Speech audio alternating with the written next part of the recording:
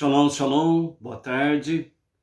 Hoje nós estamos no dia 27 do mês de julho do ano 2021 e pelo nosso calendário judaico nós estamos no dia 18 do mês Av do ano 5781 a contar da criação.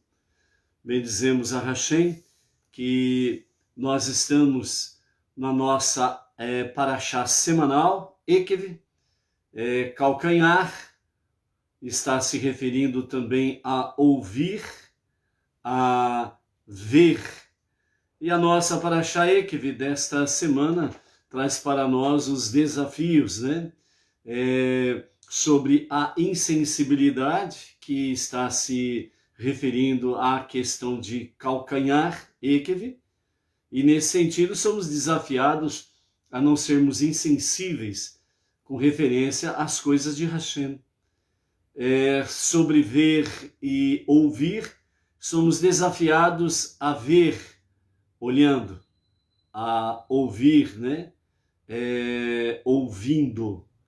E dentro desse aspecto nós temos diante de nós aí a questão do desafio da insensibilidade, que realmente pode nos desconectar da presença de Hashem, esquecer de Hashem. E dentro desse aspecto, esquecer de Hashem significa simplesmente você ver sem olhar, simplesmente você estar aí numa entre aspas, numa provável conexão com Deus, mas na realidade você não está conectado. Onde os nossos desafios trazem para nós, sem sombra de dúvidas, a questão de Ekev, calcanhar, insensibilidade. Como assim o calcanhar ele está conectado com a parte mais baixa do nosso ser e também é a parte mais insensível. Então isso demonstra uma realidade que quando nós nos desconectamos de Hashem, ao desconectarmos de Hashem, nós tornamos como o calcanhar, O calcanhar sendo a parte mais inferior da nossa estrutura e também a parte mais insensível. Então a conexão com Deus é importante para que nós não venhamos descer os mais baixos níveis, sejam eles de ordem espiritual, ética, moral, e também nós não tenhamos o perigo da insensibilidade. Esta insensibilidade que Ekev traz para nós é exatamente dentro do aspecto em que ele nos fala sobre ver e ouvir.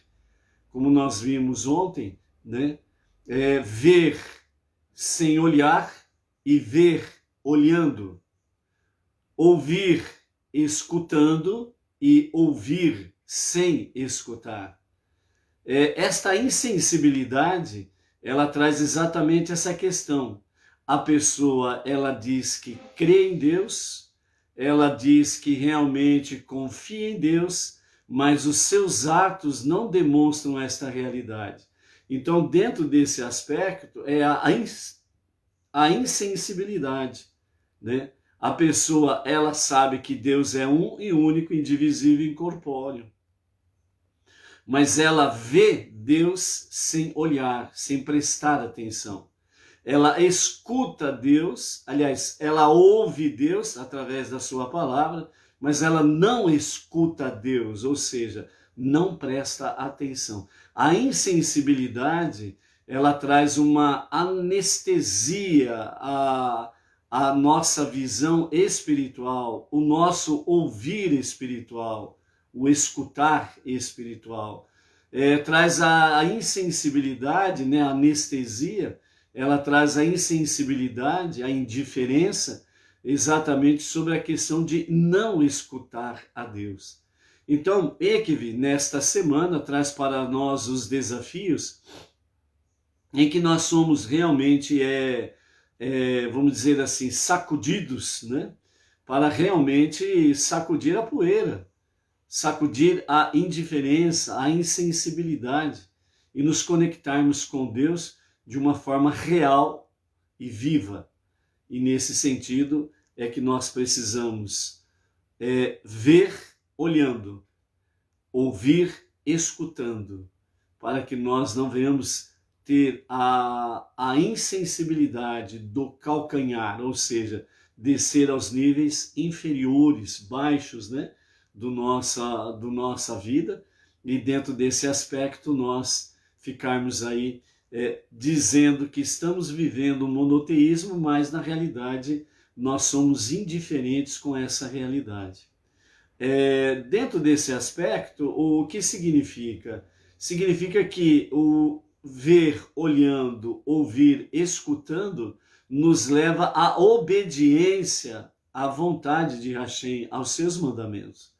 E assim, nós então somos movidos para frente no sentido de obediência. E essa obediência, ela é real, por quê? Porque o ver, olhando, ouvir, escutando e obedecendo a sua vontade, estas coisas estão conectadas diretamente a Techuvá, o nosso retorno a Deus, para o verdadeiro arrependimento. É isso que o livro de Devarim, que é também chamado de não somente o discurso final de Moshe, mas também é chamado de o testamento de Moshe. Então esse testamento de Moshe, ele está trazendo realmente para, primeiramente, né, o povo de Israel, o povo israelita, mas posteriormente aos não-judeus que viessem a crer e abraçar a fé monoteísta com fundamento judaico, dentro deste mandamento, que nós possamos realmente ouvir esse chamado de Moshe, que é também chamado, o Moshe, né, é chamado de pastor fiel. E nesse aspecto, né, o nosso pastor fiel, Moshe, o nosso líder de todas as gerações, né, de fato traz para nós a questão da Techuvá. E é possível isso quando nós realmente nos dedicamos ao estudo da Torá, ao estudo das 7 leis universais, a nossa Techuvá diária, a nossa Tefilá diária, a nossa Tzedaká constantemente. Então esta união desses 5 polos, ou 5 bases, ou 5 alicerces, né, são realmente para que nós possamos estarmos numa verdadeira Techuvá continuamente, vendo Deus, olhando para Deus e vendo Deus, ouvindo Deus, mas escutando Deus, que nos leva à obediência. Por isso que nós possamos aí, hoje, né, que nós estamos no nosso 3º dia da semana, e portanto na terceira aliá, a terceira leitura da nossa paraxá semanal,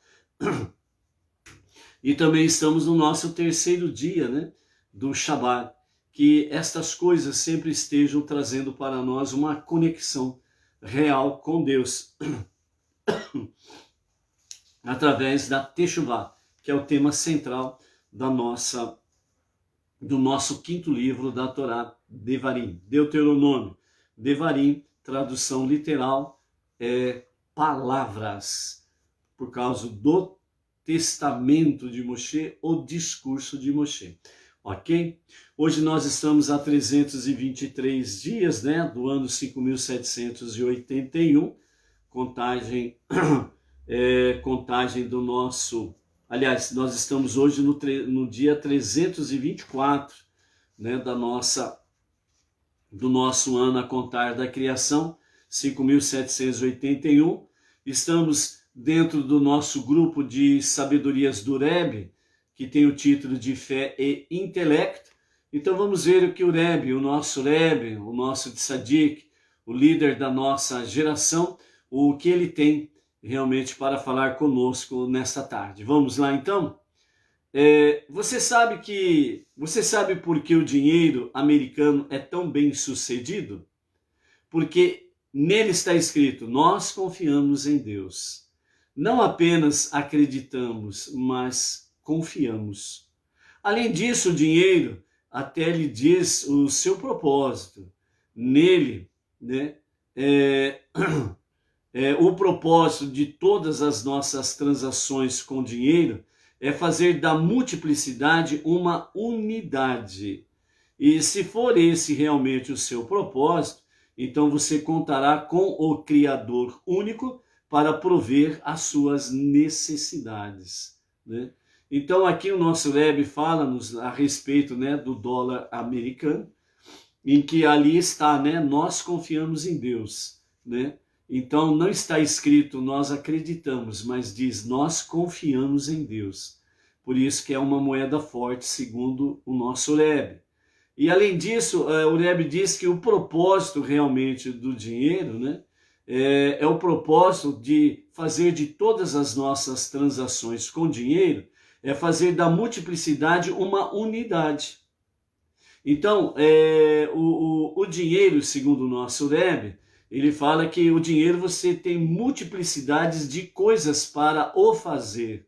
Mas, na realidade, toda essa multiplicidade de coisas a fazer, para fazer e que você pode fazer, ela precisa estar focado na unidade.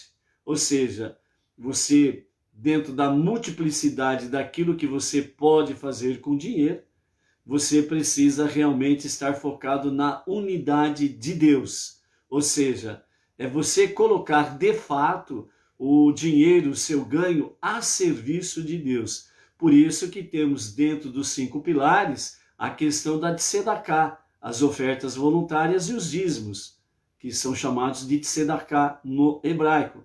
Então, dessa forma aí, o nosso Rebbe diz, então nós precisamos realmente fazer com que a expressão nós confiamos em Deus seja de fato uma realidade na nossa prática. Por quê? Porque se for realmente esse propósito de fazer da multiplicidade a unidade, ou seja, a serviço da unidade, a serviço de Deus, então realmente, se o seu propósito for esse, então você pode ficar descansado. Por quê? Porque você contará com o Criador único, ou seja, o único Deus, para prover as suas necessidades. Dentro desse contexto, em outras explicações, tanto do Rebbe como dos nossos sábios, chama sempre a atenção das pessoas no sentido de que o que supre as suas necessidades não são o seu dinheiro, não são a sua atividade A, B ou C. Não é porque você tem X de posição, seja ela qual for. Não é, as suas necessidades são supridas ou providas, não porque você tem um bom salário mensal, etc. e tal. Não. O que realmente nós estamos vendo na nossa paraxá dessa semana, Ekev, né? E nós estamos vendo aí, e hoje veremos de novo na nossa terceira leitura, é que Deus sempre fala, Moshe, né, aqui no seu discurso final, no seu testamento, ele diz ao povo, ó, não penses, não faças e não acredite que o que vocês passarão a fazer, ou seja, vocês adentrarão a terra prometida e possuirão a terra prometida e vencerão as 7 nações e os seus 31 reinos, ou 31 reis destas 7 nações. A terra produzirá em abundância e vocês vão desfrutar de todas essas preciosidades que a terra dá, uma terra que mana leite e mel. Então não penses e não faças, não haja, não coloque na sua boca palavras que venham dizer que é graças ao meu braço, a minha força, a minha capacidade e etc e tal, que vocês conquistaram isso. Pelo contrário, deem graças a Deus porque Ele passou à frente de vocês como um fogo devorador para conquistar essas nações para vocês. Ele, o soberano, vos entregou estas 7 nações, seus 31 reinos e reis, bem como também toda esta terra. Ou seja, é para você dar graças a Deus, gratidão por estas conquistas e não pela tua força ou pela tua capacidade. E por que Moshe ele nos alerta com referência a isso? Porque quando você, ou nós, melhor dizendo, quando nós nos voltamos para o nosso eu, a minha capacidade, a minha força, o meu ganho, o meu poder, seja ele intelectual, físico, financeiro, material, e eu digo que é graças a mim que estas coisas eu tenho, eu possuo, eu faço isso, eu faço aquilo. Então, na realidade, eu me esqueci de Deus e eu passei a idolatrar a mim mesmo.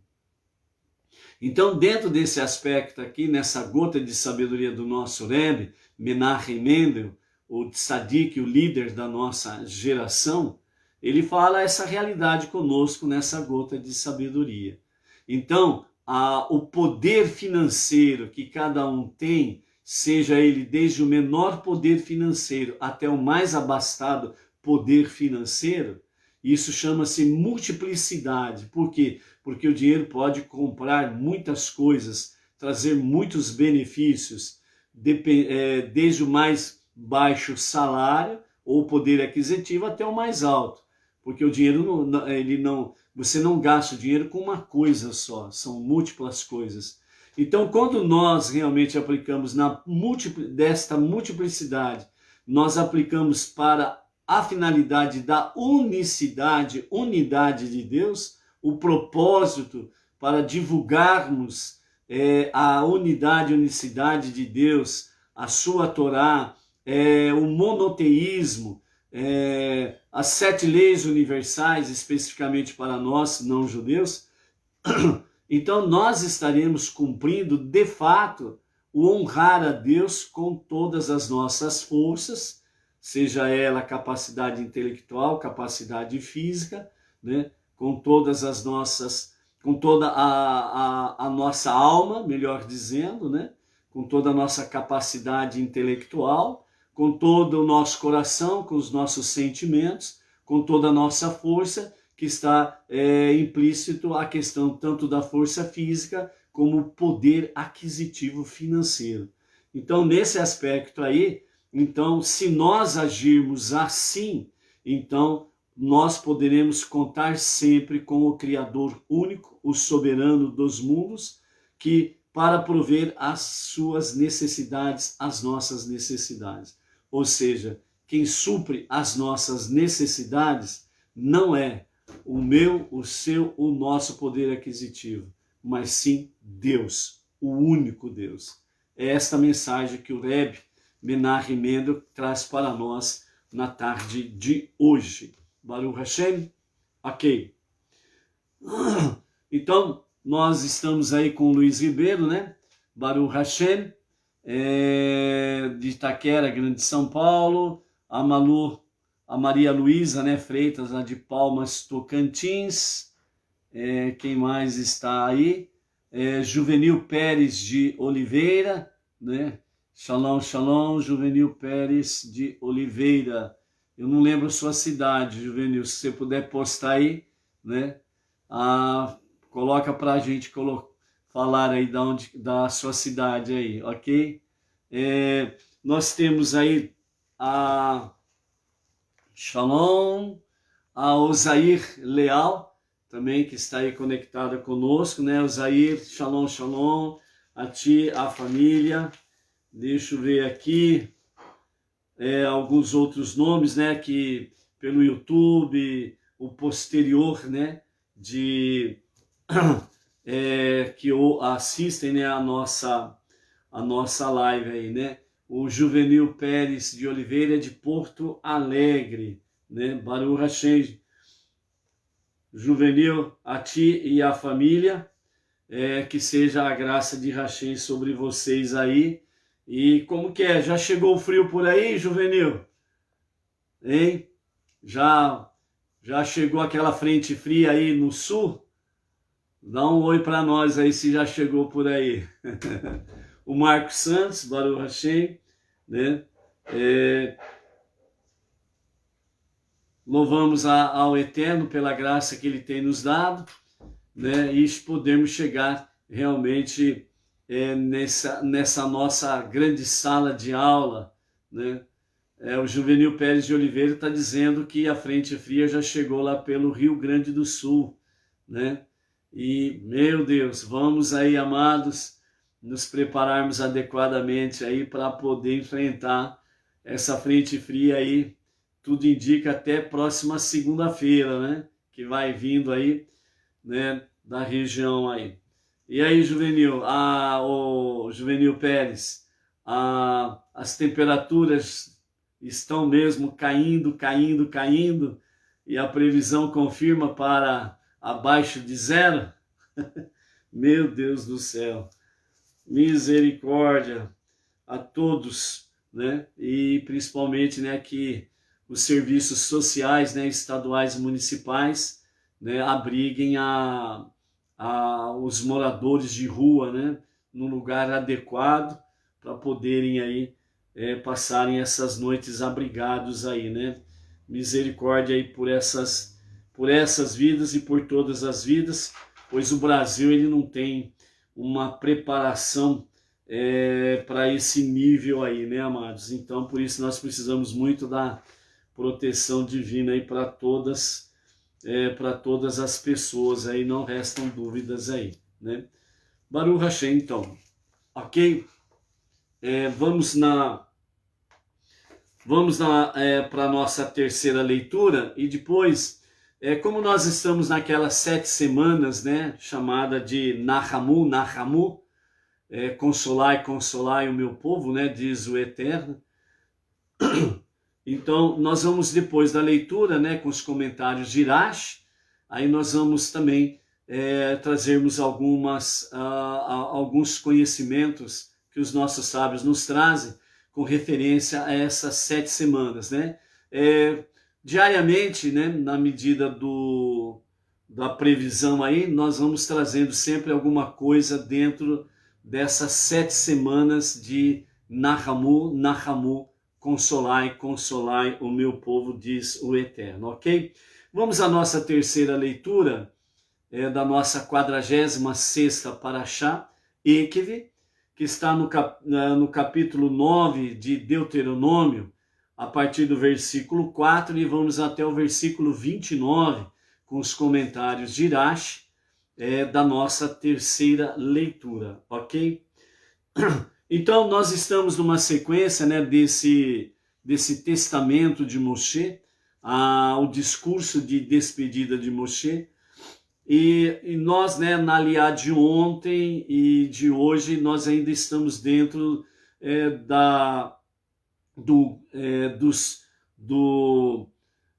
dos conselhos de Moshe, que traz para nós como título de humildade, né? Então, dentro desse grupo de humildade, a palavra que nós temos para hoje nessa continuidade vem exatamente mostrar para nós. No final da aliá de ontem, nós vimos aí, com referência àquilo que Moshe disse: Deus, o teu Deus, que passa diante de ti como um fogo devorador. Ele destruirá as nações inimigas e os subjugará diante de ti. Tu os expulsarás ou os aniquilarás depressa, como Deus te falou. Então nós encerramos a nossa aliá de ontem exatamente dentro desse aspecto, que Deus ele está à nossa frente como um fogo devorador. E como fogo devorador, os inimigos são destruídos, né? E aqueles que odeiam o Eterno são destruídos por esse fogo devorador. Para aqueles que temem a Hashem e seguem, né, os seus mandamentos, esse fogo devorador ele vai purificando, limpando o caminho e purificando as nossas vidas na nossa jornada diária monoteísta. Então, para nós, Deus, o nosso Deus, né, esse fogo devorador é no sentido de nos purificar cada vez mais, assim como o ouro é devidamente apurado pelas fornalhas, né, até dar o seu real e verdadeiro brilho. Assim Deus faz conosco. Então, para nós, né, as provas, os testes que Deus permite que nós venhamos atravessar, não são para a nossa destruição. Os testes, as provas são de fato para a nossa purificação e o nosso aperfeiçoamento. Então, quando nós realmente estamos numa jornada, na nossa jornada diária, e situações, acontecimentos, né, acontecem conosco, ao nosso redor, nós precisamos analisar desse ponto de vista, né? Deus, o fogo devorador, ele está realmente me purificando, me aperfeiçoando para algo melhor e maior, né? Então, nós, né, não podemos provocar a Deus através de uma rebelião, né? Porque aí os acontecimentos não são no sentido de o aperfeiçoamento nosso, mas aí é por causa de punição mesmo, né? Então é nesse sentido que nós precisamos nos diferenciarmos, né? Nós falharmos, termos o nosso escorregão involuntário, como nos fala, né, a própria Torá, o pecado involuntário, já o próprio nome diz, ele é involuntário. Então, né, nós, com a devida techuvá, com retorno a Deus, com verdadeiro arrependimento, né, o Eterno dá um novo caminhar para nós e nós vamos em frente, não resta dúvidas, ok? Então, são essas coisas que nós precisamos constantemente estarmos diferenciando, para que nós não venhamos colocar um jugo pesado sobre nós mesmos, ou um jugo que Deus não colocou sobre nós, né? Por exemplo, né, tem pessoas que exigem de outros uma perfeição que nem ela tem e que nenhum ser humano tem, mas ela quer que aquela pessoa X tenha a perfeição. É impossível. Ou muitas vezes, né, pessoas que exigem de si mesmas, né, uma perfeição que ela jamais vai alcançar antes da revelação do justo e verdadeiro Mashiach. Ela não vai alcançar mesmo, né? Então ela joga um jugo sobre si mesmo de uma perfeição, né? E depois acaba aí vivendo uma vida triste, amarga, porque além de não viver uma vida perfeita que ela se colocou, né, ela acaba ficando frustrada consigo mesma. E aí é problema, pode inclusive, né, como diz, cair, né, realmente da escada monoteísta e simplesmente cair lá embaixo e fica difícil de levantar novamente. Então nós precisamos, como vimos, né, na nossa introdução da nossa, tanto ali a de hoje como da nossa paraxá semanal, Ekev, nós precisamos tomar cuidado, porque Ekev está ligado diretamente a calcanhar, que é a parte mais baixa da nossa estrutura e é a parte mais insensível. Então, o cuidado que nós precisamos ter é exatamente esse, de cairmos, né, nos níveis mais baixos espirituais, insensibilidade para com Deus, né, que vimos aí sobre a questão de ver e não olhar, de ouvir e não escutar. Então nós precisamos ver Deus olhando Deus. Nós precisamos ouvir Deus escutando Deus. E isso nós fazemos através do quê? Das nossas 5 bases, né? Principalmente dentro do aspecto estudo da Torá e as 7 leis universais. É o fundamento, né? Então por isso nós não podemos. Como que nós podemos esquecer Deus? Como que nós podemos ser insensíveis para com Deus? Como que nós podemos ver Deus, mas não olhar para Deus? Ou seja, sermos indiferentes a Deus. Ver Deus significa, todo mundo sabe que há um Deus que está acima de tudo e de todos. Todo mundo sabe isso. Todas as religiões falam isso, praticamente, né? Quase todas as religiões falam isso daí, que há um Deus, há um ser soberano, certo? Então, praticamente é unanimidade essa questão. Então, as pessoas praticamente na sua unanimidade, vê Deus, mas não olha para Deus. Ou seja, não presta atenção a Deus. E esse olhar que o discurso de Moshe traz para nós, no livro de Devarim, é ver Deus olhando para Deus. É ouvir Deus, escutando Deus, para fazer techuvá. E que jeito que as pessoas esquecem Deus? A partir do momento que não estudam Torá, não tem contato, conexão com o estudo da Torá, esquecem Deus. Sabe que é um Deus, mas esquecem Deus. E isso é terrível, ok? Inês Martins, shalom, shalom, aqui de Pirajuí. Vamos então à nossa terceira aliá, capítulo 9, de Devarim, a partir do verso 4 até o verso 29, na continuidade desta questão humildade, e aqui, né, nessa terceira aliá, então, já entramos, né, de sola nessa questão, humildade sim e humildade não. Então Moshe diz, não digas a ti mesmo, quando Deus, teu Deus, os tiver repelido de diante de ti, dizendo, por causa de minha retidão, Deus me trouxe para tomar posse desta terra, e que por causa da maldade destas nações, Deus as expulsa de diante de ti. Não é pela tua retidão, nem pela integridade de teu coração, que tu vens tomar posse de sua terra. Antes, é pela maldade destas nações que Deus, teu Deus, as expulsa de diante de ti, bem como para manter a declaração que Deus jurou a teus antepassados, Abraham, Isaac e Jacob.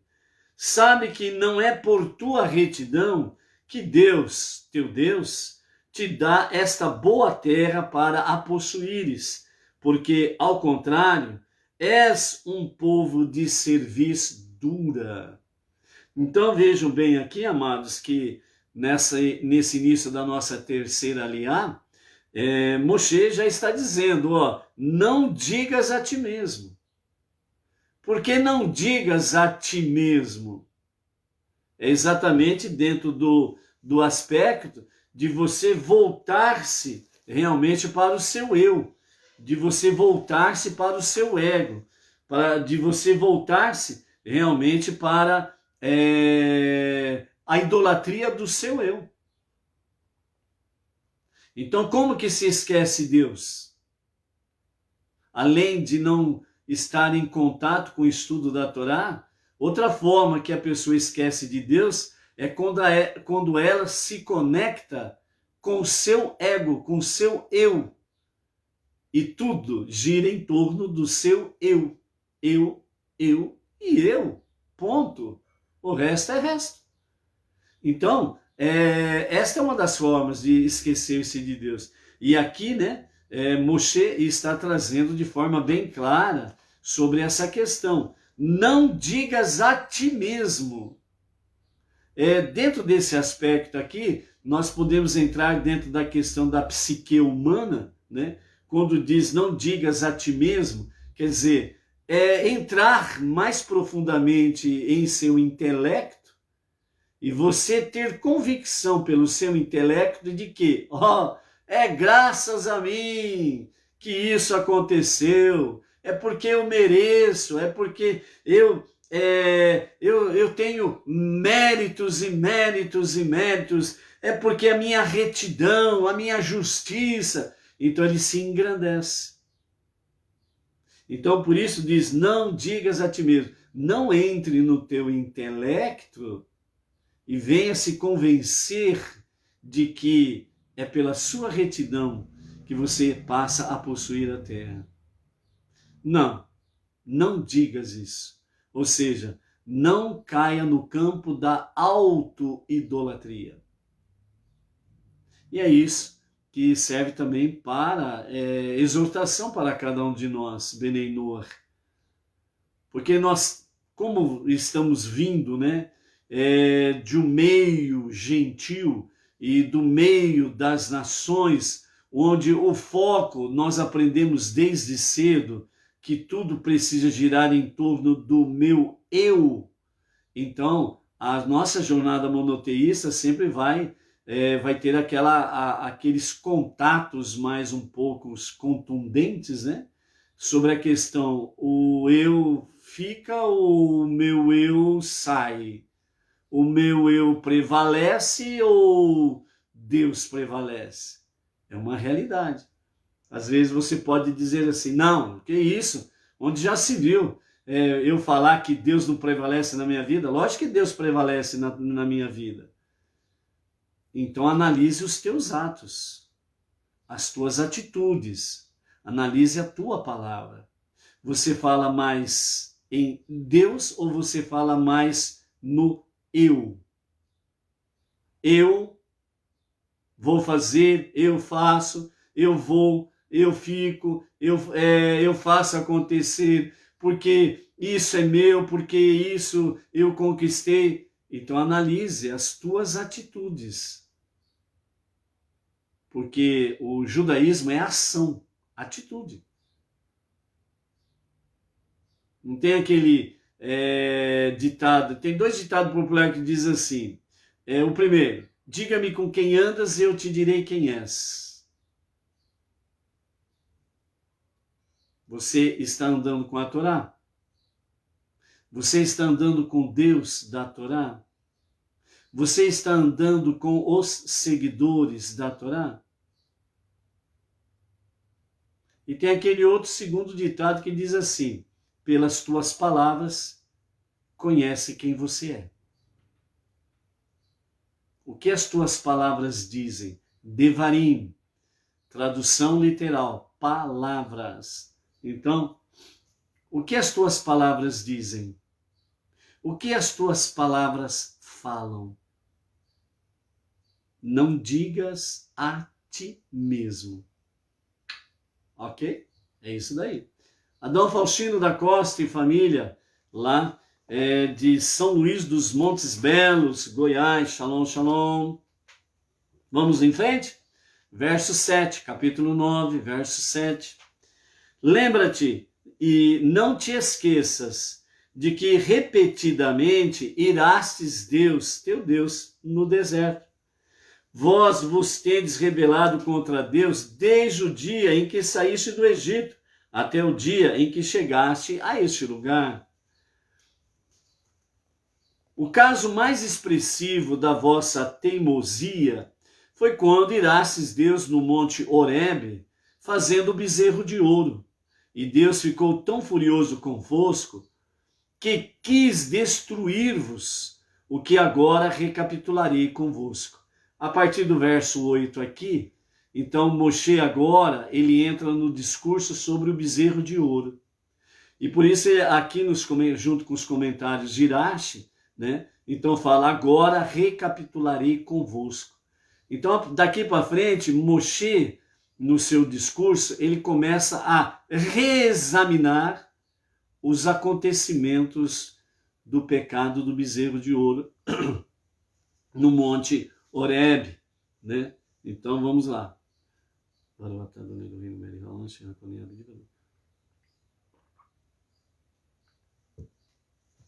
Verso 9. Quando eu subi ao monte pela primeira vez para receber as tábuas de pedra, as tábuas da aliança de Deus que fez conosco, fiquei no monte 40 dias e 40 noites, não comi nem bebi. E Deus deu-me 2 tábuas de pedra escritas pelo dedo de Deus, e sobre elas estavam gravadas todas as palavras exatas que Deus falou convosco no monte, do meio do fogo, no dia da assembleia, isto é, no dia da entrega da Torá, a outorga da Torá, Shavuot. Essas tábuas foram escritas de maneira claramente milagrosa, pois embora as duas tivessem o mesmo tamanho e houvesse muito mais palavras na primeira tábua do que na segunda, o tamanho das letras, o espaço entre as letras, o espaço entre as linhas e o tamanho das margens eram idênticas nas duas, como se tivesse a mesma quantidade de letras e palavras.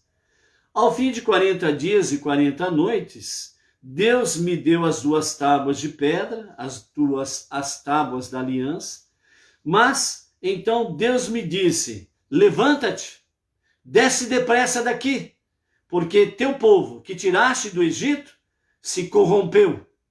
Desviaram-se rapidamente do caminho que lhes ordenei que seguissem. Fizeram para si um bezerro fundido. Deus falou-me ainda dizendo: observei este povo, e é de fato um povo de serviço dura. Não aceita repreensão facilmente, se é que aceita. Portanto, não tem opção. Deixa-me e os destruirei, e apagarei o seu nome de todo lugar debaixo do céu, isto é, do mundo inteiro. E começarei de novo, e farei de ti e de teus descendentes uma nação mais poderosa e mais numerosa do que eles. Então virei-me e desci do monte. O monte ardia em fogo, e as duas tábuas da aliança estavam em minhas duas mãos. Vi que tinhais pecado contra Deus, o vosso Deus. Havíeis feito para vós um bezerro fundido. Realmente vos desviastes depressa do caminho que Deus vos ordenara que seguisseis. Então peguei nas duas tábuas e as jogueis das minhas mãos, quebrando-as diante de vossos olhos ao pé do monte. Depois subi o monte pela segunda vez e caí sobre o meu rosto para defender vossa causa perante Deus, ficando ali como antes, 40 dias e 40 noites. Não comi pão, nem bebi água. Dessa vez, nessa segunda vez, porque estava muito preocupado em obter o perdão de Deus para todos os pecados que cometestes, fazendo mal aos olhos de Deus para irritá-lo. Pois amedrontei-me diante da ira e da fúria de Deus, que mostrou quando se zangou convosco, ameaçando destruir-vos.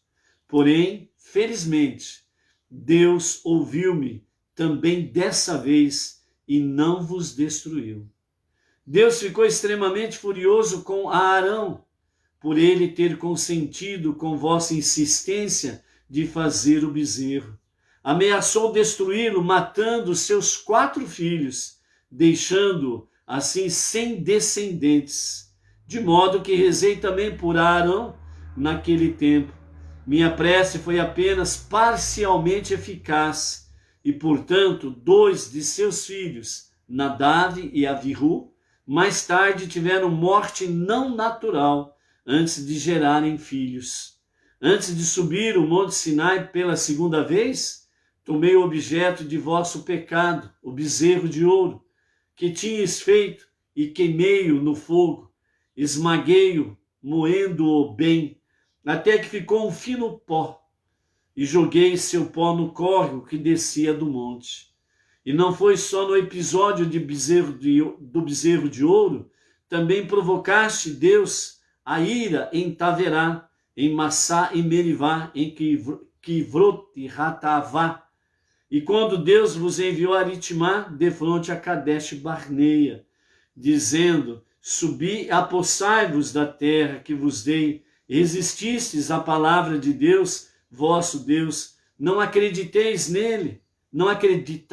nele, quando prometeu conceder-vos vitória, nem lhe obedeceste, ao contrário, pedistes que fosse enviado espiões, né? São as águas da contenda e os espiões.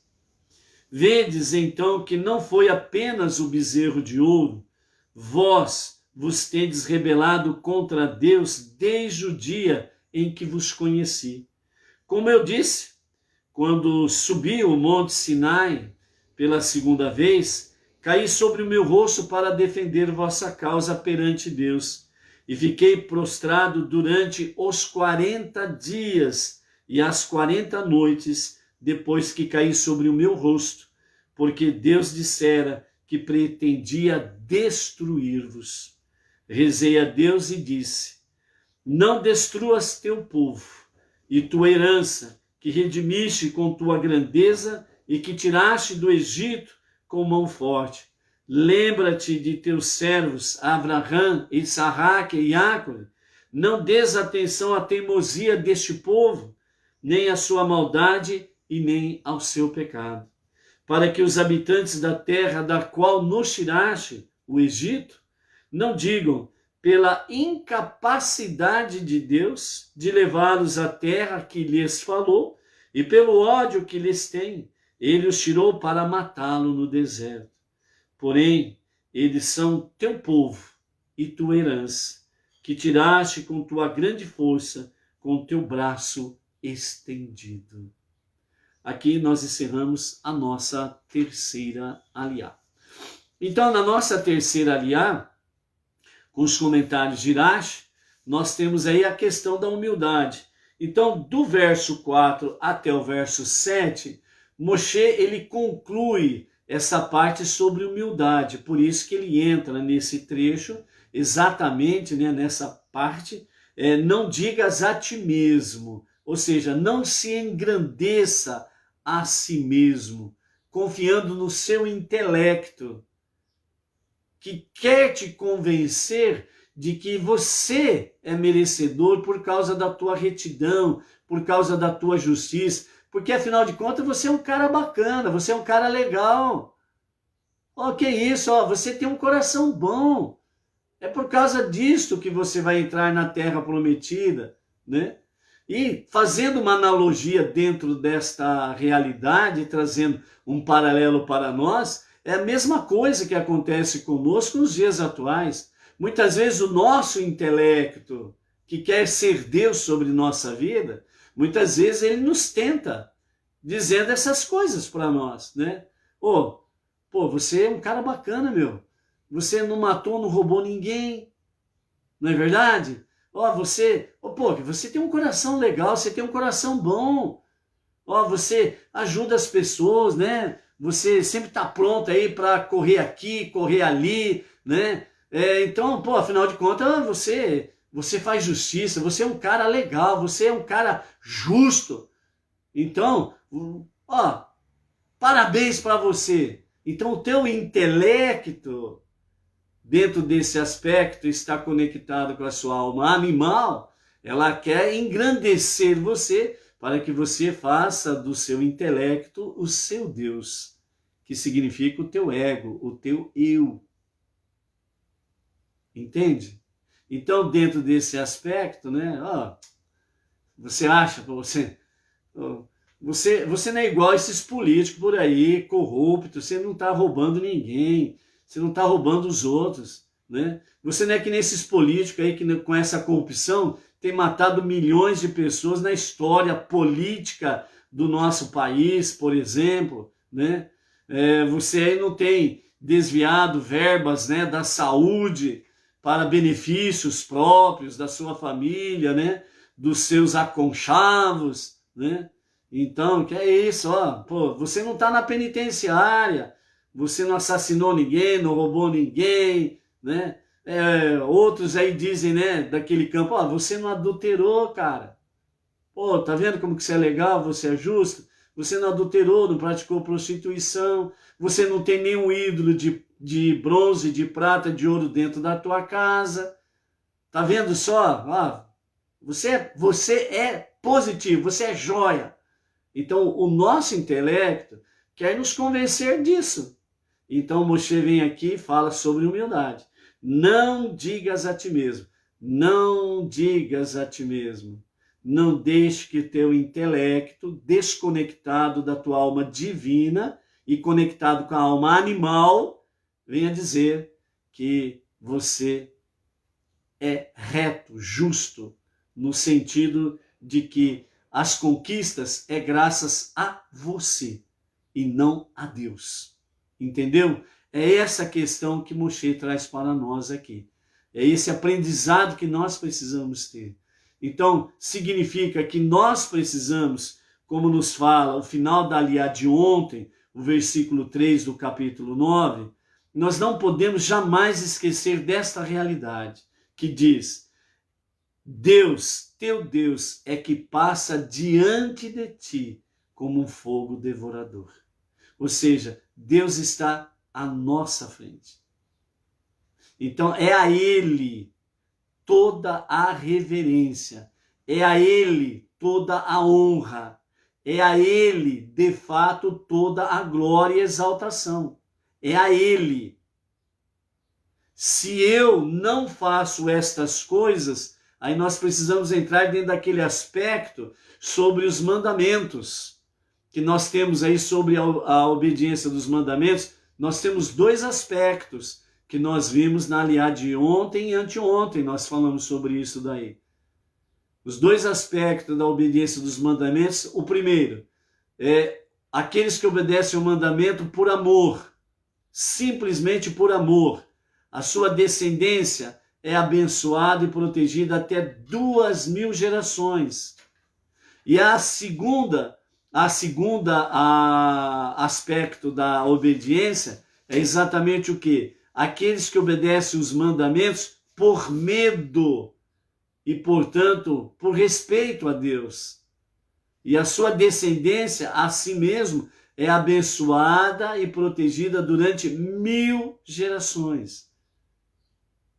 Apesar de serem dois aspectos, por amor, até 2000 gerações, e por medo e respeito, até 1000 gerações. Mas não esqueçamos, os dois níveis estão dentro da redenção final com Mashiach e estão dentro do Olam Rabá, o mundo vindouro, a vida eterna. Aqui o que Deus quer mostrar para nós é uma diferença dos que obedecem por amor, dos que obedecem por medo e respeito. Ok? É nesse sentido. Obviamente, tudo que é feito por amor é muito mais feliz, alegre, é muito mais irradiante, é muito mais brilhante, é muito mais sublime, é muito melhor de poder viver por amor. Não resta dúvidas, ok? Não resta dúvidas. Então, esse é o importante. Então, nesse aspecto aqui, é que Moshe vem finalizando dentro desse sentido da humildade, né? Não digas a ti mesmo, mas sim que é graças a Deus que isto e mais aquilo, Deus tem me agraciado. É isso que nós precisamos manter, de fato, o nosso foco, ok? Depois, a partir do verso 8, nós entramos no bezerro de ouro, né? E nós estamos aí, né, com a conexão com a Carla de Costa, lá Barra Velha, Santa Catarina. Carla, já chegou o frio por aí, Carla? Fala para nós aí se já chegou a frente fria por aí. A Yaritza Verônica, lá do Chile também, né? Yaritza, o frio chegou por aí? Fala para nós aí. A frente fria está chegando com tudo, de fato, né? A Cida Fernandes, né? O Jaime Rafael, é isso, né? Que está aí também conosco. Baruch Hashem. E a partir do verso 8, né, do capítulo 9, Moshe faz a recapitulação do bezerro de ouro. Realmente, o quanto que eles provocaram a ira de Deus, né? E dentro desse sentido aqui, Moshe fala, a primeira vez que ele foi ao monte, ele veio com as duas tábuas, com toda a ação divina, né? Deus confeccionou, né, as próprias duas tábuas, ele mesmo escreveu, e Moshe pôde transportar as duas tábuas, apesar de terem um peso enorme, mas, segundo os nossos sábios, as letras inseridas, né, nas duas tábuas, que eram 620 letras do alfabeto hebraico, pela sua santidade, pelo seu alto nível de santidade. As duas tábuas eram leves como penas, e Moshe pôde transportar uma em cada braço tranquilamente, né? Mas aí Moshe fala, finalmente, quando ele me entregou as tábuas, ele disse: depressa, desce daqui, porque o povo rapidamente desviou do caminho que eu indiquei a eles, né, fazendo o bezerro de ouro. E ele desceu, viu, contemplou, destruiu as duas tábuas, né? E aí todo o povo viu realmente o grande pecado que cometeram, e Moshe então destrói o bezerro de ouro, transforma em pó, né, mistura as águas, e depois ele sobe a segunda vez com as tábuas agora talhadas por ele. Então Moshe agora entra a ação humana. As primeiras duas tábuas, 100% ação divina, e ela foi destruída. Agora as segundas tábuas vem a ação humana através de Moshe.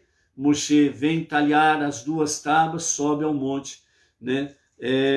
E ali ele vai pedir realmente perdão, porque Deus ficou tão irado, tão furioso, que a própria Torá escrita, ela traz a expressão, né, que Moshe ficou com medo diante da fúria, da ira de Deus, por causa do grande pecado cometido pelo bezerro de ouro, né?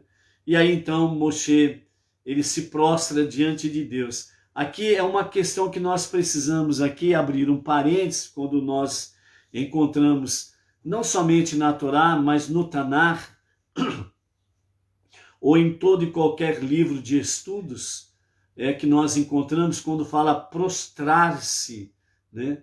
Então nós precisamos diferenciar o prostrar-se de ajoelhar-se. Ajoelhar-se é um costume idólatra.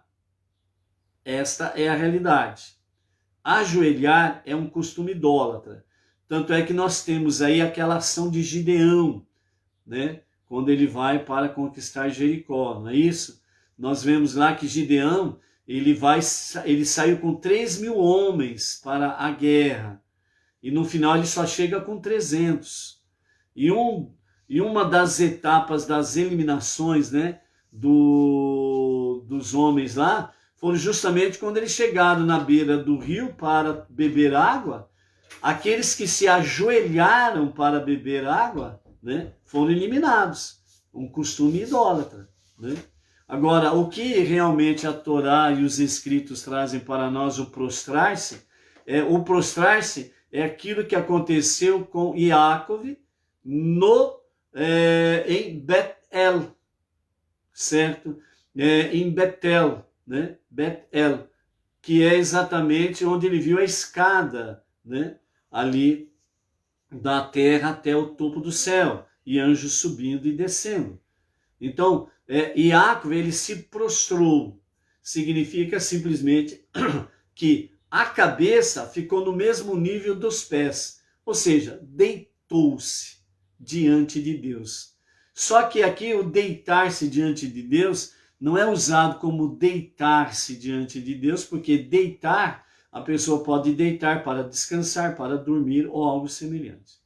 Mas quando as escrituras traz prostrou-se ou prostrar-se diante de Deus, é esse deitar, deixar os pés e a cabeça no mesmo nível. Então o corpo fica deitado. Só que aqui o prostrar significa estou à tua mercê, estou pronto para te servir.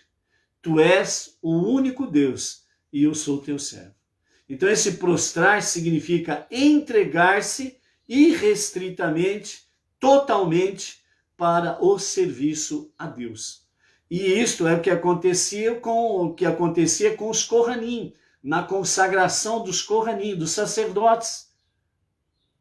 Então, nós temos na Torá que a consagração, né, dos sacerdotes, dos Kohanim, eles prostravam-se, ou seja, eles deitavam completamente no chão, em direção a Aaron HaKodesh, o Santo dos Santos, né, para a consagração.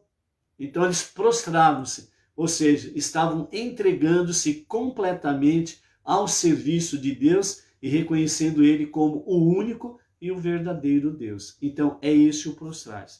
Então, dentro dessa realidade aqui, Moshe, ele fala que ele ficou, nessa segunda subida, ele ficou prostrado diante de Deus 40 dias e 40 noites. Não comeu pão, não bebeu água, porque ele ficou ali durante 40 dias prostrado diante de Deus, rogando, suplicando para perdoar o povo e também perdoar Arão. Quanto ao perdão do povo, Deus ouviu, não destruiu o povo. Quanto à questão de Arão, Moshe diz que parcialmente sua prece foi atendida, que foi dos 4 filhos que deveriam ser mortos, 2 foram mortos. Foi o caso de Nadav e Avihu, né? Então, a palavra final nessa terceira aliá, então Moshe diz a Deus, né? Eles são teu povo e tua herança que tiraste com tua grande força e com teu braço estendido. Então, em primeiro plano, Moshe estava dizendo para Deus que o povo israelita, o povo judeu, ele é de fato o teu povo e é de fato a tua herança. Ou seja, eles são, ele é o povo, ele é o teu filho primogênito. E pronto. É um filho rebelde? É um filho desobediente? Sim, tudo bem, mas não olhes para isso. Olhe para que, nesse ponto de vista, o povo israelita é o teu povo e é a tua herança. E por isso tu o tiraste com um braço forte e com um braço estendido, né, lá do Egito. Né? Então era esse rogo de Moshe para com Hashem. Trazendo isso para nós, Benei Noor, né, como que nós podemos aplicar esta realidade? É o teu povo, é a tua herança. Nesse sentido aí, quando nós abandonamos tudo aquilo que nós recebemos dos nossos antepassados, veredas tortuosas, e abraçamos a fé monoteísta com fundamento judaico, então o que aconteceu? Nós fomos tirados do Egito. De entre as nações, nós fomos tirados do Egito, entre aspas. Ou seja, fomos tirados da idolatria e passamos a viver um monoteísmo com fundamento judaico, com liderança rabínica. Né? Então, dentro desse aspecto aí, nós nos tornamos também parte do povo e da herança de Deus. Tanto é que alguns sábios, né, falam através dos estudos, né, e entre outros, né, nós temos aí o nosso Rav Shimon Brand, o nosso Rav Yaakov Gerenstad, que é o nosso líder, que fala realmente sobre esse aspecto aí. Né? Nos dias de Mashiach, né, Mashiach ele vai vir para corrigir todas as coisas, certo? E mesmo aqueles que são judeus e que perderam a sua identidade, que até então não encontraram ou não reencontraram a sua identidade, Mashiach vai mostrar para eles o caminho. Então, por isso que agora eu não preciso ficar preocupado com essa questão, eu preciso me converter ao judaísmo, literalmente falando, né? É aquilo que o nosso Rav Yaakov Gerenstad diz, primeiramente nós precisamos confiar que a forma com a qual Deus nos criou e nos colocou aqui, essa foi a forma que ele nos colocou aqui. Se nós estamos vivendo entre as nações como não-judeus, viemos para Benei Noor, né? Então essa é a constituição que Deus nos deu. Essa é a forma que Deus fez até aqui. Aquilo que precisa ser corrigido, aquilo que precisa ser devidamente colocado no seu devido lugar, Mashiach o fará na redenção final. Então, essa responsabilidade está com Mashiach. Então, eu não preciso me colocar numa posição aí e ficar, eu preciso me converter ao judaísmo porque senão não está certo. Então, é aquilo que o Rav diz, né? O Rav Yaakov Gerenstad diz, né? O nosso líder. Então nós, agindo dessa forma, nós estamos fugindo à missão que Deus colocou para nós. Então por isso nós, não judeus, Beneinô, que até aqui nós assim nos conhecemos, né? Então a nossa preocupação é ser o quê? É divulgar a unidade e unicidade de Hashem, a Torá, as 7 leis universais e preparar o mundo para ser o lar de Deus, juntamente com os judeus, o nosso irmão mais velho, o filho primogênito de Deus, ombro a ombro nessa missão, nessa jornada, ponto. Aquilo que precisa ser corrigido e aperfeiçoado, Mashiach o fará. Então, né, não vamos fugir às nossas responsabilidades. E nesse paralelo, não nos esquecendo, a partir do momento que nós abraçamos a fé monoteísta, o fundamento judaico, ou seja, nós estamos junto com o povo de Israel, junto com o povo judeu, nosso irmão mais velho.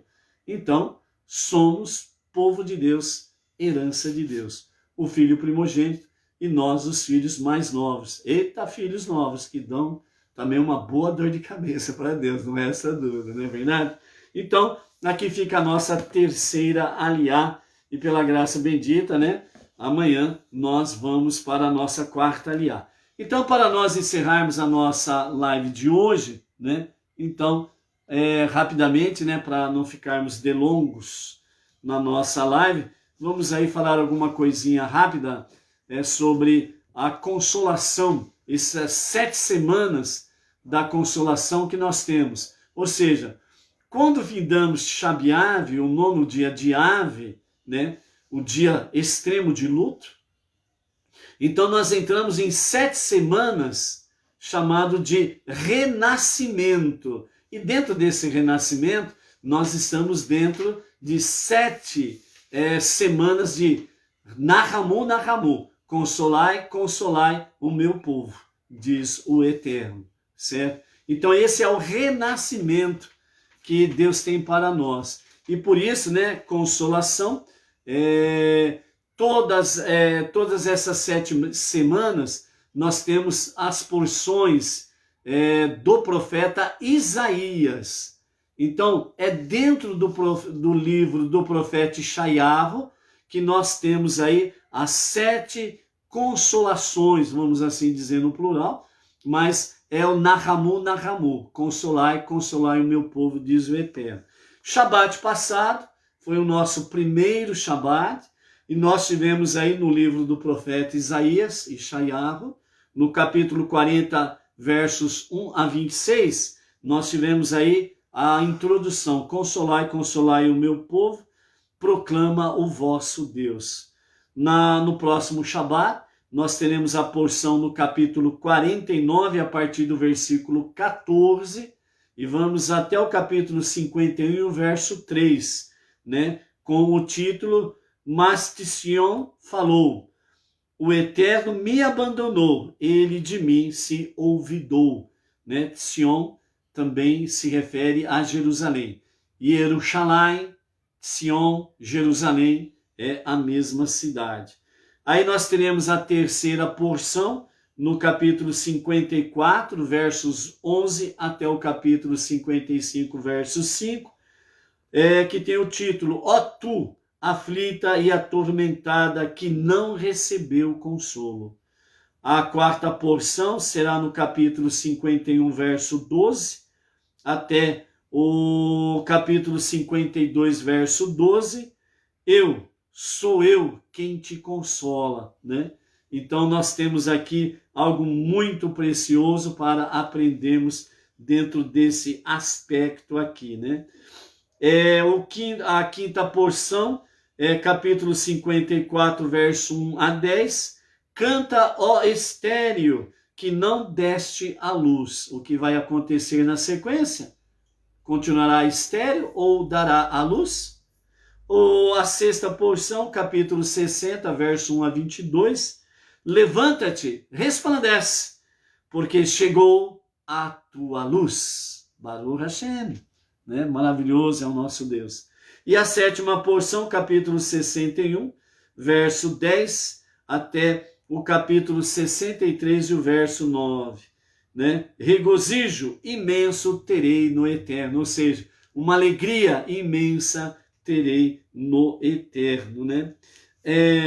Os nossos sábios trazem uma comparação interessante que nós possamos aí também compartilhar com os amados, né?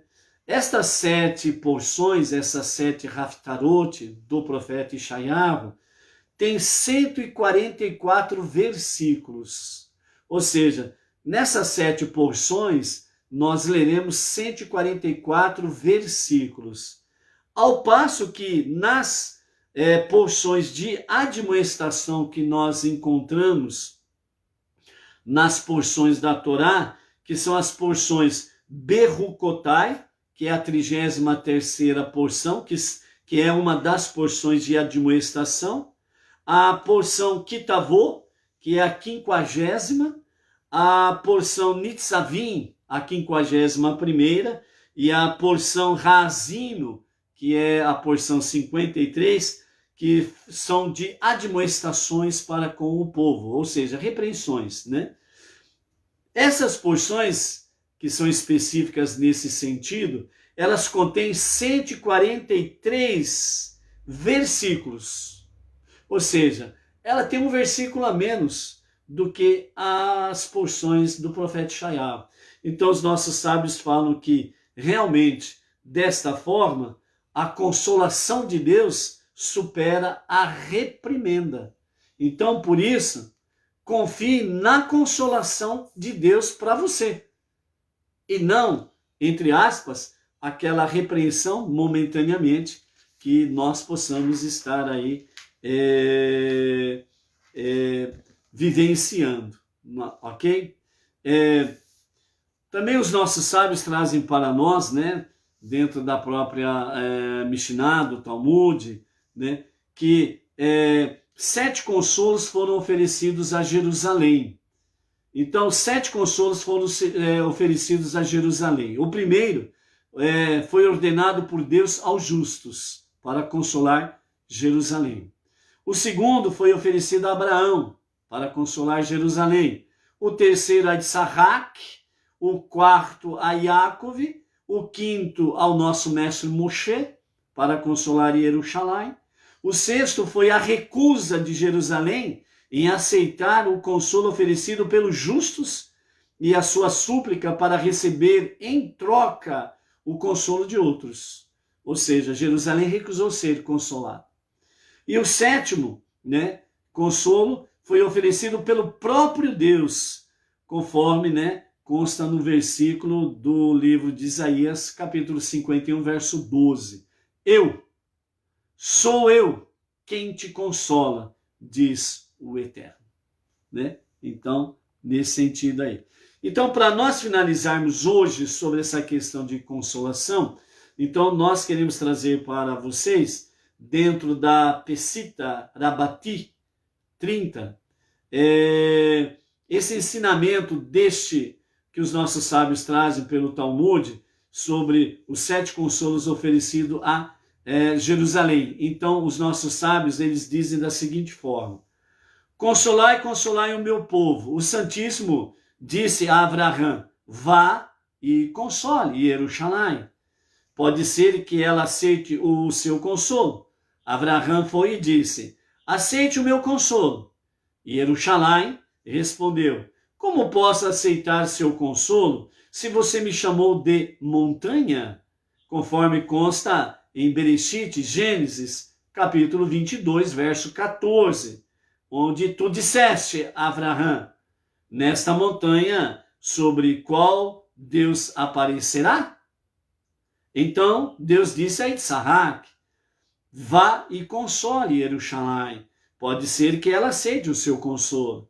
Isaac foi e disse a Jerusalém: receba o meu consolo. E Jerusalém respondeu: como posso aceitar o seu consolo?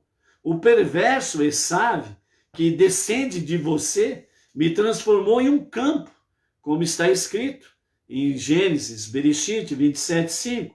E foi-se Esaú ao campo, e os filhos dele fizeram arder em chamas. E então Deus disse a Yaakov: vá e console Jerusalém. E Yaakov foi. E Jerusalém respondeu a Yaakov: como posso aceitar o seu consolo se você me tratou como se eu nem existisse, como está escrito em Bereshit 28, verso 17. Esta não é outra senão a casa de Deus. Então Deus disse a Moshe, vá e console Jerusalém. Mas Jerusalém respondeu a Moshe, como posso aceitar o seu consolo se você me amaldiçoou e impôs decretos severos contra mim? Todos se voltaram para Deus e disseram, e Jerusalém não aceitou o nosso consolo, conforme consta em Isaías, capítulo 54, verso 11. Aflita e atormentada que recusa consolo. Deus imediatamente respondeu, sou eu quem deve consolar Jerusalém, conforme eu escrevi em Shemot, Êxodo, capítulo 22, verso 5. Aquele que acende o fogo certamente deverá pagar. Eu pus fogo nela, conforme está escrito em Lamentações, Errá, capítulo 1, verso 13. Do alto ele arremessou fogo, e eu a consolarei, conforme está escrito em Zacarias, capítulo 9, verso 9. Eu mesmo serei para Jerusalém como uma muralha de fogo ao seu redor. Nahamu, Nahamu, consolai, consolai o meu povo. Diz o Eterno, eu mesmo consolarei o meu povo. Por isso, seja forte, não seja medroso, seja luz, não se esconda, seja confiante na promessa, porque aquele que fez a promessa, ele diz, eu mesmo consolarei o meu povo. Shalom, shalom, até amanhã.